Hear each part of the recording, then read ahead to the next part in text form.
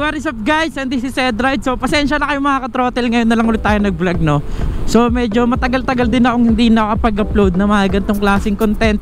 So alam nyo naman guys, meron talaga akong advocate sa mga riders, no. Kumbaga pro riders advocate talaga tayo, nyo advocacy ako para sa mga riders talaga. So meron lang tayo ngayong matinding pag-uusapan mga ka-throttle. Actually, etong issue na to hindi na bago, pero alam nyo naman, hanggat may naapakang rider, dito pa rin tayo, magbo-vlog pa rin tayo. Actually guys, medyo tinatamad ako mag-vlog, pero dahil sa issue na to, medyo nagising yung pagiging advocate natin, no. So yun lang mga ka-throttle, bagong lahat, huwag nyo munang kalimutan mag-comment, like, and subscribe. So ayan, subscribe muna sa ating pagbabalik. So kung pwede mga ka-throttle, pa-share na rin, dahil sa ating pagbabalik, sure na ako, konti ang ating viewers. So paki-share na rin mga ka-throttle, copy yung link and then share sa Facebook. So yun na nga guys, sa pag-uusapan natin, no. Ito kang sa Mandaluyong, yung anti-riding in tandem nila, no. So sa mga hindi nakakaalam kasi guys, only sa Philippines, or hindi lang sa Pilipinas, sa buong mundo to mga ka-throttle, pagkaalam ko, ito lang yung bukod-tang lugar na special sa lahat. So paano ko nasabing special? Kasi guys, kung iisipin mo, kahit hindi abogado or kahit simpleng individual ka man, o kahit hindi ka nakapagtapos, isipin mo pa lang, maling-mali na itong ginagawa nila mga ka-throttle sa Mandaluyong, no. Isang matagal na panloloko na to sa ating mga rider, at yun nga, napatunayang mali. So bago ang lahat, explain ko muna sa inyo, no, kung ano yung context. Ito kasi guys, ang Mandaluyong kasi meron yan silang law na or ordinance na anti-riding in tandem para sa mga motorcycle. Explain ko lang ha, ito yung batas na or ordinansa na kung saan hindi ka pwedeng mag-angkas ng lalaki, di ba? Hindi ka pwedeng mag-angkas ng lalaki na kakilala mo, kaibigan mo, kapitbahay mo. Hindi pwede yan mga ka-throttle. Or kahit tito mo, hindi mo pwedeng iangkas. So ang pwede mo lang iangkas yung first degree family. So sino ba yung mga first degree family? Papa mo, kapatid mo, di ba? Kailangan may dala kang ID para mapatunayan mong kapatid mo sila. So ordinansa na to mga ka-throttle, naiisip nyo ba nung naiisip ko, di ba? So like for example, pinsan mo, hindi naman first degree family yan, di ba? Nasa second degree na yan. So automatic hindi pwede yan. So merong violation yan, or merong fine yan na 2,000, or hindi ko sure kung 2,000 or 3,000 mga ka-throttle, ha. Meron kasi mga nagsasabi na 3,000 daw. Bukod pa dyan mga ka-throttle, meron kang criminal case, di ba? Yan yung pinaka-importante dyan sa lahat. Nagbayad ka na, meron pang kaso yan kung ikakaso nila, na pwede kang makulong sa loob ng 3 buwan, di ba? Pag hindi ka nagbayad ng 2,000. Or pwedeng parehas mga ka-throttle, pwedeng makulong ka at pwedeng magbayad ka ng sabay. So di ba napakatindi? Only in the Mandaluyong lang yan. Saan ka nakakita sa buong mundo na may ganyang klaseng batas? Bawal mag-angkas ng hindi mo kamag-anak or kapamilya na hindi pa napapatunayan, inakusahan ka na kagad riding in tandem. Ang masama lang dyan, hindi ka lang inakusahan, kakasuhan ka na, pagmumultahin ka pa mga ka-throttle. So ito na nga, ang pwede lang daw iangkas na hindi nila huhulihin ay yung 7 years old na bata hanggang 10 years old, or 11 years old ba kung hindi ako nagkakamali, diba? So isa yan sa mga exemption mga ka-throttle. Isa pa sa mga exemption, kung lalaking rider ka, kailangan ang angkas mo ay babae. Kahit hindi mo ka mag-anak yan, basta babae, automatic hindi ka huhulihin, kasi hindi daw pwede maging kriminal yan, di ba? Naiintindihan nyo ba anong klaseng batas to, or na visualize nyo na ba kung ano tong batas na to, di ba? Parang dyan pa lang isang malaking kalokohan na. So ito ang nangyari mga ka-throttle sa batas na yan noong 2019. Actually matagal na to pinatupad na batas na to, parang magdadalawang dekada na yata, no? Hindi ako nagkakamali mga ka-throttle, ang pagkakaalala ko, parang nasa elementary pa lang yata ako na-implement. Hindi ko sure guys, hindi ko sure, pero matagal na tong batas na to, parang 2007 ba, hindi ako nagkakamali. So ito mga ka-throttle, ito yung context ng vlog natin. Noong 2019, merong isang abogado or attorney na nakaangkas sa mismong motorcycle taxi na angkas. Alam naman natin yan, angkas, Grab, di ba? May mga ganyang klase.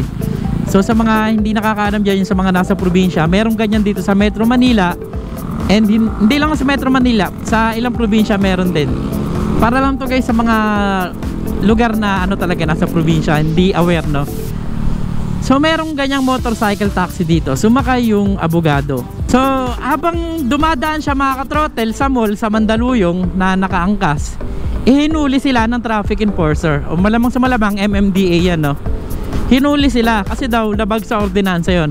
Pinagmulta ng 2,000. Ang hindi natin alam kung nakasuhan, malamang abogado yan. So ngayon hindi aware ang abogado na may ganong ordinansa pala. So ang ginawa niya guys, nag-counter ano siya doon, parang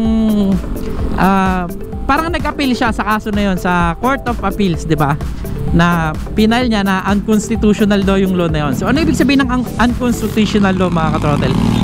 So ibig sabihin kasi guys ng constitution, tayo tinatawag na sa Ligang Batas ng Pilipinas or constitutional law. Diyan nakasaad lahat ng batas sa Pilipinas, lahat ng karapatan ng mga tao, lahat ng uri ng batas nandiyan yan sa constitutional law ng Pilipinas natin. Diyan yan nakalista. So bilang abogado, alam niya na parang labag sa batas natin to or sa karapatan natin tong ginagawa ng Mandaluyong, no? So to give him credit mga katrotel, siya si Attorney Dino De Leon, di ba? Attorney Dino De Leon, maraming salamat. So nag-file siya ng ano diyan, ng appeal diyan mga katrotel na unconstitutional daw or labag nga yan sa batas or sa karapatang pantao natin, labag yan.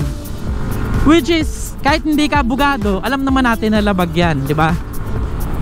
Kumbaga, parang sa equality, hinusgahan na kagad tayo mga lalaki, criminal na kagad tayo, di ba? Ganyang katindi yan. Ang panguhusga nila ay mayroong penalty at mayroong kaso. So yan ang matindi dyan mga katrotel, no? Napakatindi ng batas na yan para sa akin. So nangyari dito, taong 2019 pa nag-file mga katrotel, at ngayong 2020 lang lumabas ang resulta or yung judgment, yung verdict ng Court of Appeal. So pinanigan nga dito si Attorney Dino De Leon. So ibig sabihin mga katrotel, napatunayan na ang ordinansa ng Mandaluyong ay unconstitutional talaga or labag sa karapatang pantao natin, di ba? Labag talaga, or ibig sabihin illegal talaga ang panguhuli nila. So sinabi ng Court of Appeal yan, illegal ang panguhuli nila. So ngayon nanalo sa kaso itong si Attorney Dino. Ang ibig sabihin nito mga katrotel, hindi lang nanalo si Attorney Dino sa kaso niya na nahuli siya. Ang ibig sabihin nito, panalo tayong lahat ng mga rider dahil napatunayan ito na mali yung ginagawa nila. Mga bago lang sa channel ko guys, parang 2 years ago yata or 1 year ago mahigit, nag-vlog na ako dito ng pinagkaiba ng city ordinance sa national law. Kasi hindi nagkakatugma yan di ba?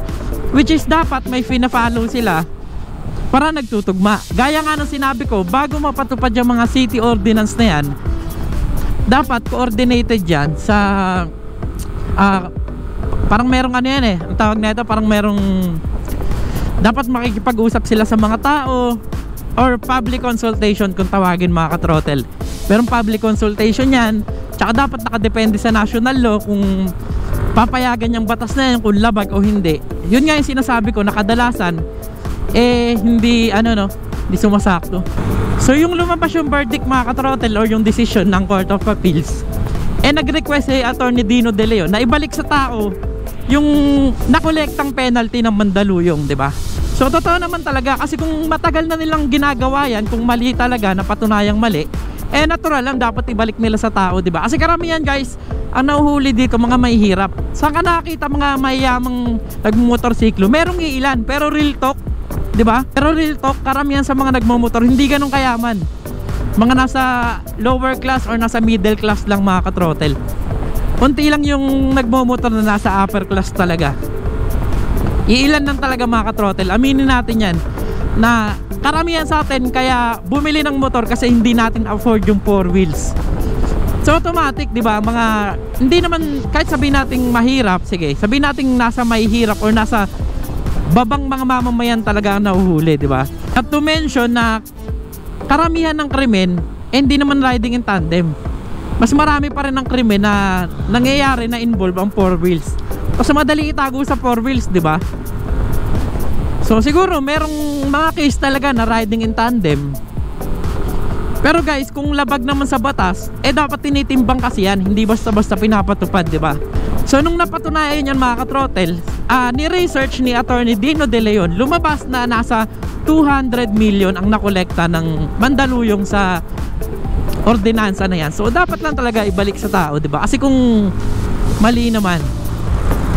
So alam nyo guys, ang sabi ng mayor ng Mandaluyong, etong batas daw na to bumaba daw yung krimen sa lugar nila simula nung pinatupad yung batas na to. Bumaba daw talaga yung krimen. Malamang bababa yung krimen, pero may naapakan tayong batas, di ba? Naapakan natin yung batas pang tao or constitutional law natin, lumabag naman tayo doon. Dapat balance lagi kasi hindi pwedeng above the law ka di ba?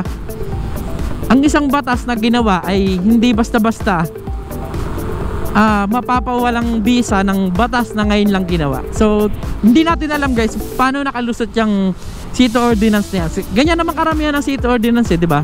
Walang proper consultation, basta-basta na lang pinapatupad. So yan yung sinabi ko guys, na kadalasan nagkakaroon ng epekto sa mga rider at saka sa mga motorista na rin, no? Pati sa mga four wheels owner, na nagkakaroon ng confusion, di ba? Paiba-iba ng batas sa Pilipinas.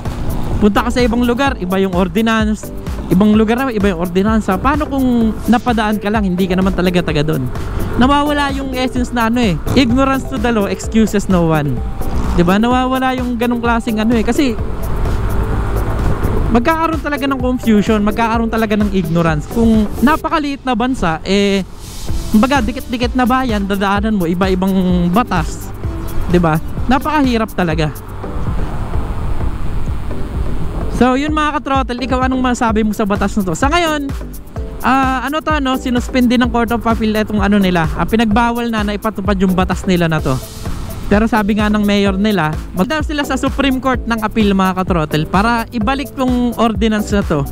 Diba? Sabi ng mayor yan nila, merong interview yung mayor nila, subukan kong hanapin kung mahanap ko pa mga ka-throttle.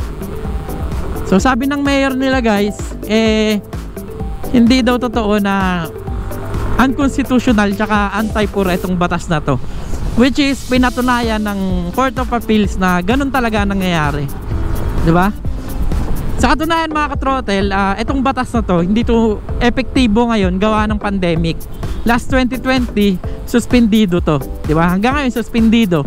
Hindi ko alam pag nag-back to normal na kung ibabalik nila to, pero isa lang ang sabi ng Court of Appeals, diba? Pinagbabawalan sila na ipatupad tong batas na to, ordinansa na to, hindi pwede kasi bawal talaga. So anong masasabi nyo dito mga ka-throttle, diba?